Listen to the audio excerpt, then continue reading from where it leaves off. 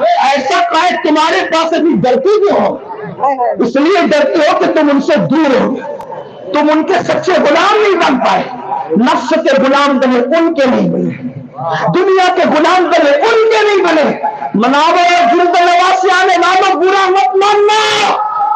جس دن تم نبی کے غلام بنو گے، نبی کی غلامی اتنی بلندی پہ پہنچاتی ہے کہ فرشتے بھی رشک کی نظر سے غلامی کی بات کر رہا ہوں، غلامی کی، اور سب غلام ہیں ان کے. بلکہ بتاؤ سنا ہے لیکن واقعہ نہیں سی 2 جملوں میں.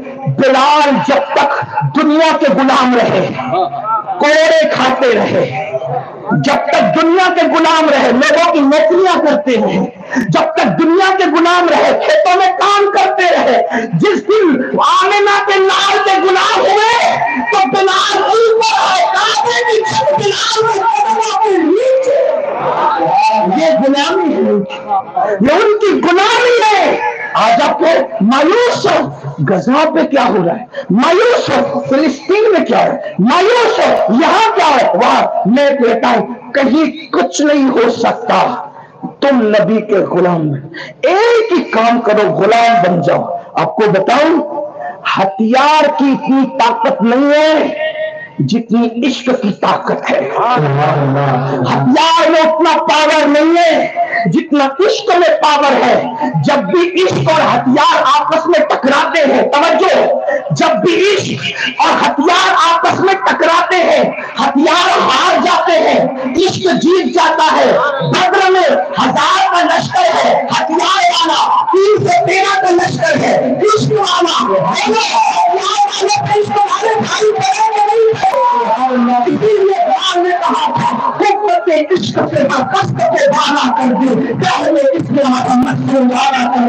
تم سب سے بڑے مالدار ہو جاؤ گے جس دن تم عاشق ہو جاؤ گے. لیکن میرا یہی ہے، عاشق ہونے کی بات کرتے ہیں، عاشق بنتے کیوں نہیں؟ تو چلیے کب تک دکھڑا ہو کیا ہو، بس ایک پیغام آج میرے دل کا درد ہے، عاشق بن جا. ان کے غلام، سب کی غلامی کر کے دیکھی، نوٹ کی، اوٹ کی، اقتدار والوں کی، سیاسی لیڈروں کی، اس کی اس کی، ایرے بیرے سب کی. ایک دن ان کے غلام بن کے دیکھو. آپ کہیں گے میر قاضی ان کا غلام کیسے بنتے ہیں؟ میں کہتا ہوں بس 2 طریقے. نمبر 1، دل سے انہیں سب سے زیادہ چاہو. نمبر 2، ان کا جو فرمان سامنے آ جائے اس پر عمل کرو، سرنڈر ہو جاؤ. اسی کو غلامی کہتے ہیں. بس یہی غلامی ہے. جس دن یہ کیا نا، سارا معاملہ ختم ہے باطل کا. آپ ہی آپ ہے. وہ کیسے؟ ڈاکٹر کہتا ہے تجھے شوگر ہو گئی، میٹھا نہیں کھانا. بولو کھاتے ہو؟ نہیں کھاتے. بولو نہیں کھاتے. سچی بولو کھاتے ہو؟ نہیں کھاتے. بولو کھاتے ہو؟ نہیں نا. 1 منٹ میں مٹھائی سے نفرت ہو گئی. وجہ ڈاکٹر نے منع کیا. ڈاکٹر نے منع کیا مٹھائی نہیں کھاتے، پرہیز کرتے. کیوں؟ کھائیں گے تو کیا ہوگا؟ ڈاکٹر کہے گا کہ شوگر ام الامراض ہے. ام الامراض مطلب تھوڑا مشکل ہو گیا، بیماریوں کی ماں ہے.